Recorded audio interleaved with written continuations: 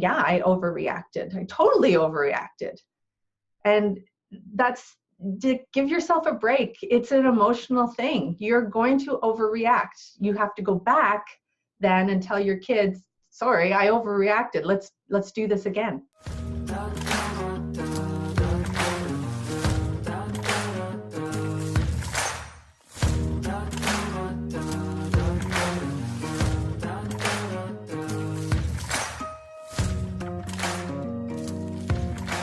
So today I'm joined by my friend and someone that I'm proud to be working alongside in this fight, Marilyn Evans, another Canadian. She is the founder of Parents Aware and also a contributing writer for Protecting Minds. And you've probably seen her articles. She's written several for us at strengthtofight.ca as well. Thank you so much for joining us, Marilyn. It's a pleasure to be here, Josh.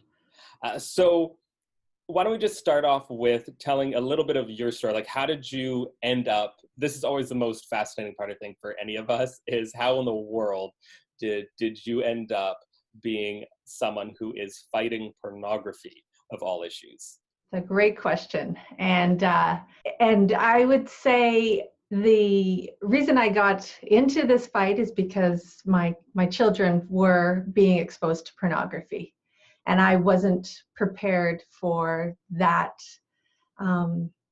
event. I thought that I was raising kids in a sheltered home where they were kind of immune to this, but I learned quickly that that's just not the case. And so I got into this work because once I realized that there was an issue that was affecting my family, I still didn't know that it was affecting other families.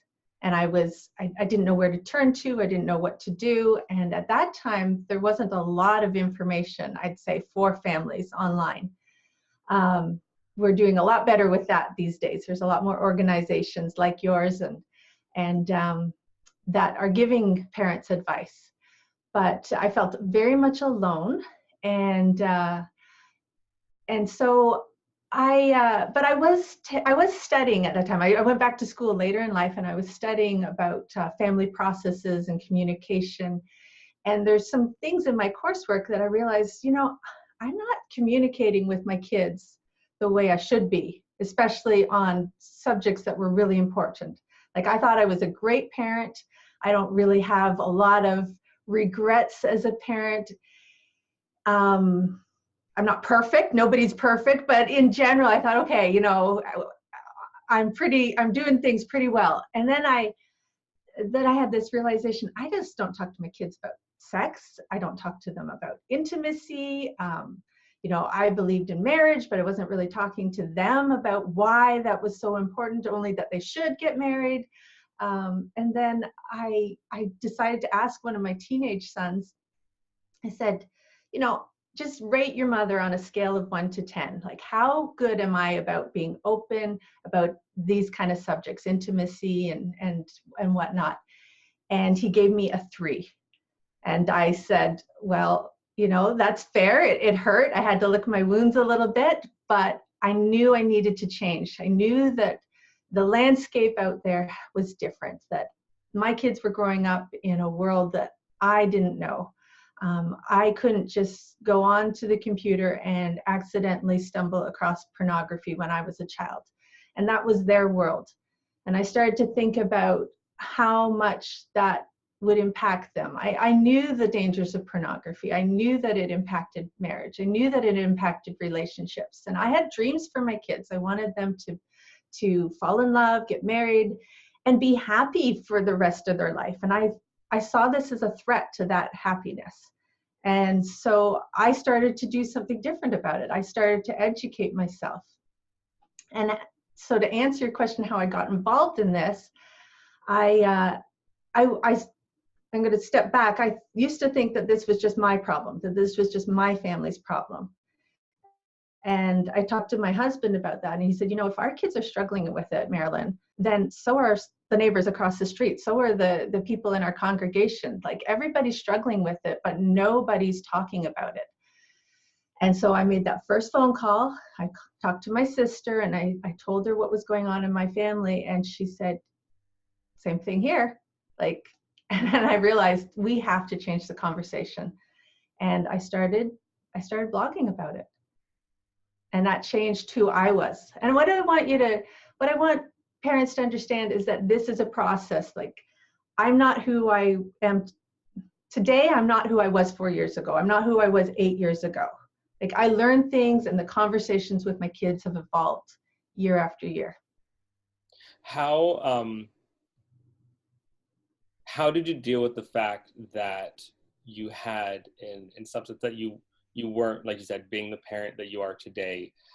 Where did you find the confidence to change, to say, like, I can be a better parent, and I don't have to sit around and just be depressed about the fact that I'm a 3? Like you said, like, I think a lot of us, if someone told us anything that we were 3 in, like if someone told me I was a 3 at making burgers, it would hurt me. And parenting is so much. It's like, for us, it matters more than anything. And so, how did you find the willpower or whatever to say, I'm not going to sit around and just cry that he said I was a 3. I'm going to actually do something about this. Okay, well, I probably cried a little bit, but I'm a bit prideful, and I don't like to be, I don't like to stay at a 3. I needed to prove to myself that I could do it. It wasn't just for my benefit. I knew that my kids needed it. And so, where did I find the courage? I want you to know I had no courage at all. Like, every time I tried to open my mouth to begin with, it was terrifying for me. I did it because I did some research, and I learned that I was supposed to do this, but that didn't mean it was comfortable for me in any way. In fact, once I started blogging about the importance of talking to kids about pornography, I still realized that this topic felt taboo to me. Like, every time I thought I would I would inspire my kids to seek out pornography. Every time I still had to get over the hurdle. I knew in my heart that wasn't it, but it was still a challenge. And so the more I did it, and the more I actually let my kids talk to me, I had older kids, so they had gone through this experience, and I just asked them, I said, hey, does mom talking to you about pornography make you want to look at pornography? And they said, no way. That's just not how it works, Mom. Like, you can't make that happen. That is something that pornography makes happen.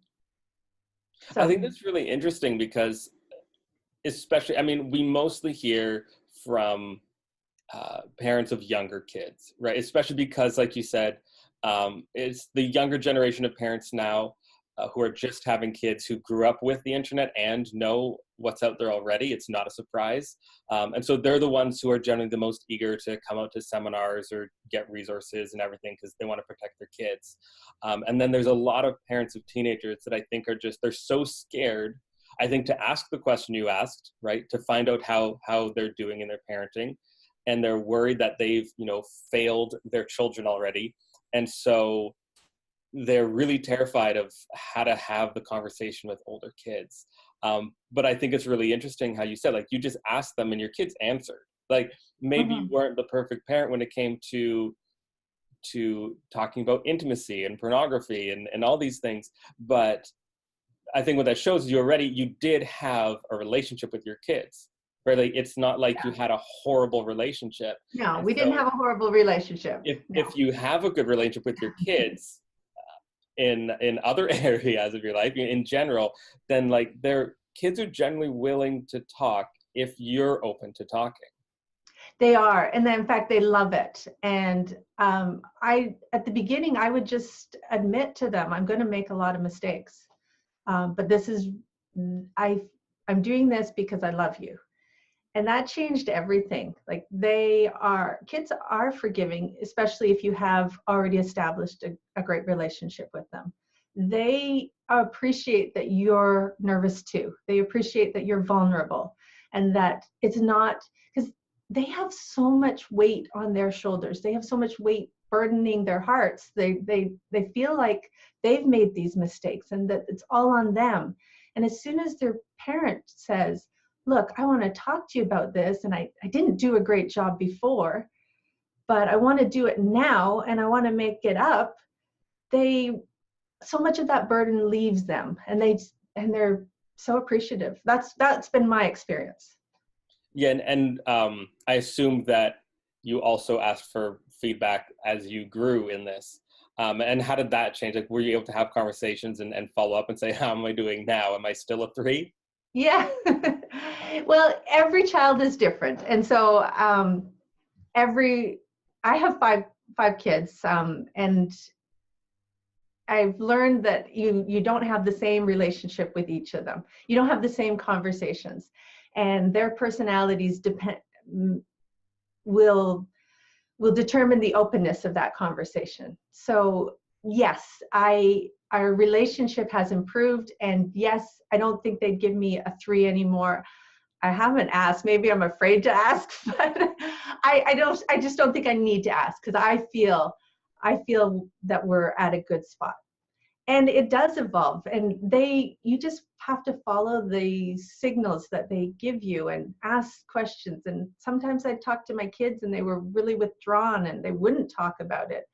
And I'd say, well, what's wrong? Like, what am I doing wrong? Or what can I do better? And a little bit of digging, I'd find out why they were withdrawn and why they were shutting down. And they often felt shameful, or it's hard for young men to talk to their moms. They want their moms to see them as that baby that grew up, that child that like, we have so many expectations for our kids, and they don't want to let us down. And so we have to let them know that they're not letting us down, that this is a process, that when they make mistakes, we want them to recognize that this is a safe place that they can talk about it, and we're going to build them up, and it's not shameful. So what do you suggest to parents who haven't had these conversations yet, particularly the ones with, I'd say, kids older than 11 or 12, right? The ones who statistically we know are likely to almost for sure have seen something, whether or not it was everything that's out there, but they've probably been exposed to quite a bit. What are your suggestions to the parents who are saying, I've never had this conversation, and I don't know where to start? Well, I think a good place to start is with a resource. And you and I are both familiar with Good Pictures, Bad Pictures. Now that is for ages 7 to 11, but I would stretch it a little bit if you've never had this conversation with your kids. Just because it gives you another source to help you define what pornography is. And for an 11-year-old, I think that's key. Not all kids, we assume as parents that kids know what pornography is, but they don't always know. I remember reading an article where a dad had found pictures on his kid's iPad and said, you've been looking at pornography. And he's like, no, I haven't. No, I haven't. And then when he described what it was, he's like, oh, yeah, I have been looking at pornography. So when I first started teaching my younger children about it, I used the book, and it was such a good experience. They drew closer they felt like I was talking to them on a more grown-up level. And they felt proud that mom would come and talk to them about such important things. So if they've seen it that time, I didn't get the sense that those kids had seen it. My younger kids had seen it when I did that. So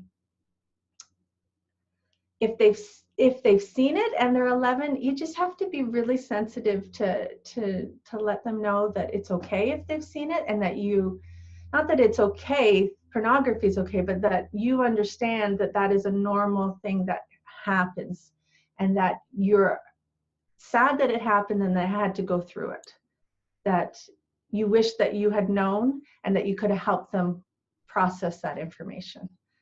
I got a little off track there. Sorry, Josh. No, that's super good. I think that's what you said there at the end is really, really important, because as parents, we're often terrified about, like, when you find out that your kid is seeing pornography, our first thought is that, like, even like, what did I do wrong? Right? It's inward. And for the child, what you said about, I'm sorry this happened to you. I'm sorry that you experienced this. Because like pornography, it's something where if you choose to watch it, it's like you're both the perpetrator and the victim. It's not just a behavior that you need to stop, but it's something that hurt yourself. And so when you come to your child with that, I think that's fantastic, because you're saying like, I wish I could have been there to protect you from this, and not just to stop you from doing that, but actually to protect you from this thing that hurt you. And I'm sorry you were hurt. And I think that's super key, what you said there. So totally, that was a great point. That was not off topic at all. Parents wish they could protect, and that's what's so infuriating about this, is that it sneaks in through back doors, and it's comments kids make on the playground. Even we've had teachers make comments that have inspired our kids to go look up something, and they don't even realize what they're doing. So it does sneak in, and so we have to understand that our kids are not necessarily seeking this out, even when habits start forming, that they are a victim of the society that they're living in, and we need to give them a framework to work out of that, to work out of those issues. What do you do? Because I'm not totally sure what the age range was when you started dealing with this, but having that balance with the older kids and the younger kids, and how did you not become then overprotective? You said like you were pretty sure that your younger ones hadn't seen anything. How did you not become like way overprotective after that? Well, I'm glad you asked that question, because there were a lot of things that we did, which I would say were wrong in hindsight. But I hate to say that they're wrong, because it's a process. You know, the first thing we did was like, okay, let's shut down the internet. Like, we got to get this out of the house. That's not a solution in this day and age. It just doesn't work. So it's not wrong. It's a process that you go through.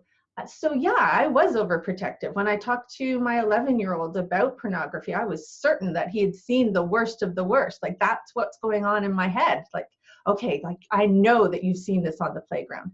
And yeah, he did admit that some kid had shown him some picture that was inappropriate. But just through conversations, I could tell that he had not been searching out pornography on his own because of that. And that was an embarrassing and awkward situation. And I was glad that I could talk to him about it later. But to answer your question, yeah, I overreacted. I totally overreacted.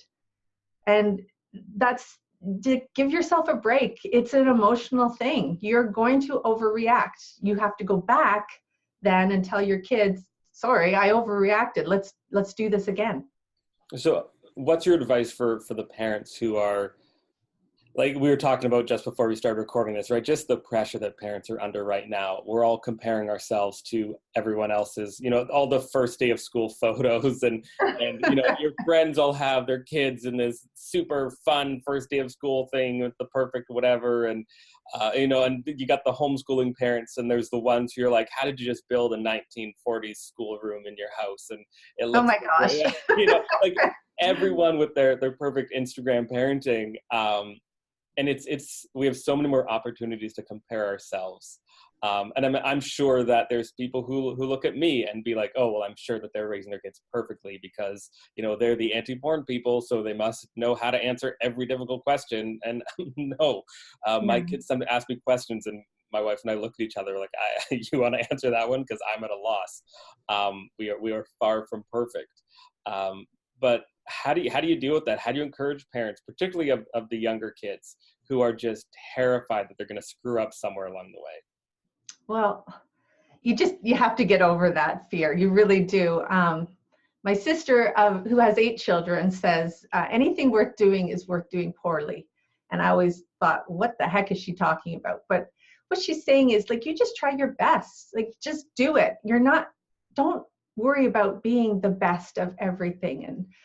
And that social media, it affects us all. Like, I look for likes when I post a new blog post, and so you've got to step away from that. You've got to step away from the Instagram and from the, you know, what everybody else is doing. be yourself, be true to yourself, love your kids. That's the most important thing. Love, love, love. That conquers pretty much everything. All those mistakes you make. I made tons of mistakes as a parent. That's why I had 5 kids, because I had to, figure it out by the 5th one. And it's totally different how I parent number 1 to how I parent number 5. And, that's just the way parenting goes. And it's the best thing ever. And it's the worst thing at the same time. So just accept that. Well, thanks so much for doing this, and thank you so much for the work that you're doing. People can check out all your info at Parents Aware. You're on Facebook. We'll put all the links to all your resources, your website, and everything down below in the description of this. And just thank you so much. And I'm sure we'll just keep on seeing some fantastic content from you. And thank you most of all for being willing to pursue the truth. And like you said, and to be willing to fight for yourself and for your kids to make the world a better place. And thanks, Josh, for all that you do. All right, thank you.